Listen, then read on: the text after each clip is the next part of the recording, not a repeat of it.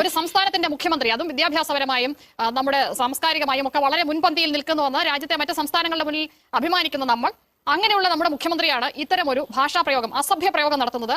അത് ഈ വർത്തമാനകാല രാഷ്ട്രീയത്തിന് ചേരുന്നതാണോ? അങ്ങനെയാണോ CPM വിലയിരുത്തുന്നത്? ഇത് അത്രമാത്രം ഭയങ്കര അസഭ്യമാണെന്ന് നിങ്ങൾക്ക് തോന്നി എങ്ങനെ എനിക്കറിയില്ല. മലയാളത്തിൽ പുസ്തകങ്ങളിലൊക്കെ ഈ വാക്ക് സ്ഥിരമായിട്ട് നമ്മൾ കാണുന്നതാണ്.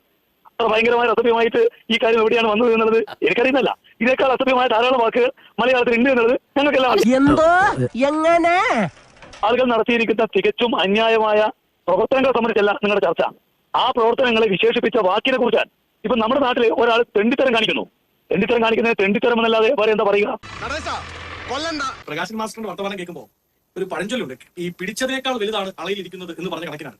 മുഖ്യമന്ത്രിയെ തോപ്പിക്കുന്ന രീതിയിൽ ഇന്ന് മുഖ്യമന്ത്രി പറഞ്ഞ രണ്ട് പദം, ഒരു പദവും അതിനേക്കാൾ കുറച്ചുകൂടി കടത്തിയുള്ള പദവും വളരെ വൃത്തിക്ക് വീണ്ടും വീണ്ടും ഒക്കെ ആവർത്തിച്ച് അതിൽ അങ്ങ് അഭിരമപ്പെടുകയാണ്.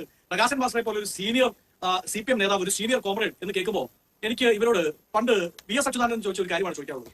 ഞാൻ പലപ്പോഴും ചോദിക്കാറുണ്ട് CPM-കാരോട്, ഉളുപ്പ് എന്ന് പറഞ്ഞൊരു സാധനം നിങ്ങൾക്ക് തൊട്ട് തീണ്ടിയിട്ടുണ്ടോ പ്രകാശൻ മാസ്റ്ററും പിണറായി വിജയനും അടക്കമുള്ളവർ എന്നതാണ് ഞങ്ങളുടെ സംശയം. സ്വാഭാവികം. PRD എക്സസൈസിന്റെ ഭാഗമായി ഇതാ നിങ്ങളുടെ മുമ്പിൽ വന്നിരിക്കുന്ന പിണറായി വിജയന് മറ്റൊരു പഴഞ്ചൊല്ലു കൂടി പറഞ്ഞാൽ, കുറുക്കൻ എത്ര വെള്ളയടിച്ചാലും കൂകാതിരിക്കാൻ പറ്റില്ല എന്ന് പറയുന്നത് പോലെ കുറുക്കൻ അറിയാതെ കൂടിപ്പോയി.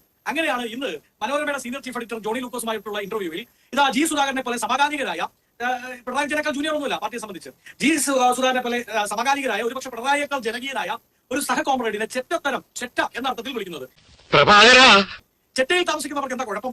ചെറ്റ എന്ന് വെച്ച് കഴിഞ്ഞാൽ മറയില്ലാത്ത, വലിച്ചു കെട്ടിയ എന്തെങ്കിലും ഒരു വീട്, അതായത് കുടിൽ എന്നാണ് അർത്ഥം. ആ കുടിലിൽ താമസിക്കുന്നവർ ചെയ്യുന്ന തരമാണ് G സുധാകരൻ ചെയ്തത് എന്ന് പറഞ്ഞാൽ ഈ കുടിലിൽ താമസിക്കുന്നവർ എന്താ എല്ലാ ദിവസവും പാർട്ടി മാറുകയാണ്? അതല്ല ഉദ്ദേശം.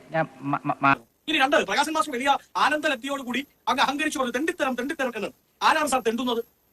നിങ്ങളുടെ സർക്കാർ ഇവിടെ ഈ അതിദരിദ്രരില്ലാത്ത ലോകം എന്ന് പറഞ്ഞിട്ടും ഇന്ന് തെരുവിലേക്ക് ഇറങ്ങി നോക്കിയാൽ മതി. മലയാളികളായവൻ ഈ ഇലക്ഷന് മിച്ചം വരുന്ന ഫ്ലെക്സ് എടുത്തുകൊണ്ടുപോയി വീടിന് മറയായി വെക്കാൻ വേണ്ടി കാത്തു ഇരിക്കുന്ന ഒരുപറ്റം പേർ നമ്മളുടെ ഈ സാമൂഹ്യ പരിസരത്തിന്റെ അരികിൽ കടപ്പുണ്ട്. ഇപ്പോഴും സ്വന്തം പ്രായപൂർത്തിയായ മക്കളുടെ അഭിമാനം കേൾക്കാൻ വേണ്ടി പിണറായി വിജയന്റെയും ഞങ്ങളുടെ പാർട്ടി നേതാക്കളുടെയൊക്കെ തെരഞ്ഞെടുപ്പ് കഴിഞ്ഞ് മിച്ചം വരുന്ന ഫ്ലെക്സ് ഉണ്ടല്ലോ, അത് കൊണ്ടുപോയി എങ്കിലും മറച്ചു വെക്കാമെന്ന് ചിന്തിക്കുന്ന ഒരു പറ്റം മനുഷ്യർ, തെണ്ടിയാൽ മാത്രം ഒരു നേരത്തെ അന്നം കഴിക്കാൻ പറ്റുന്ന മനുഷ്യർ, നിങ്ങൾ വലിയ രീതിയിൽ ഫ്ലെക്സ് അടിച്ച് അയ്യോ അതിദരിദ്രരില്ലേ എന്ന് പറഞ്ഞാൽ അതല്ല യാഥാർത്ഥ്യം. അപ്പൊ അങ്ങനെയുള്ളവർ ചെയ്യുന്ന തരം അതെന്താ തെണ്ടിത്തരം? അപ്പൊ നിങ്ങളെ സംബന്ധിച്ച് ഇത് വളരെ കൃത്യമായി പറഞ്ഞില്ലെങ്കിൽ പ്രേക്ഷകർക്ക് ഇതിന്റെ ഇന്റൻഷൻ മനസ്സിലാവില്ല.